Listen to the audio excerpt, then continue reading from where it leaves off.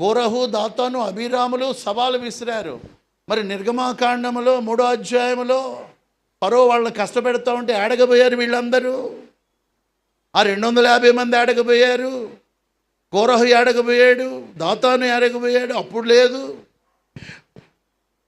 అన్నీ వదిలేసుకొని ఫరో దగ్గర భయం లేకుండా నిలబడి, బలమైన వాడి ఎదుట నిలవబడి, పస్కాను ఆచరించి 10 రకాలైన అద్భుతాలు చేసి, పెద్ద జనాంగముని తీసుకొని బయటకు వస్తున్నప్పుడు ఎర్ర సముద్రం పాయలు చేసి, 6 నెలలు నడిపించి, పూరేళ్లను కురిపించి, మన్నాను కురిపించి, ఆ యొక్క బండ నుండి నీళ్ళని ఇచ్చినటువంటి ఆ యొక్క దేవుణ్ణి ఈ మనుషుల్ని తోడుకొని పోతూ ఉంటే, అప్పుడు లేని గ్రూపు, అప్పుడు లేని మేమంతా ప్రవచనాలు ఇట్లాగే ఉంటాయి. సాతాను కుతంత్రాలు ఇలాగే ఉంటాయి. You must have the discernment what for we are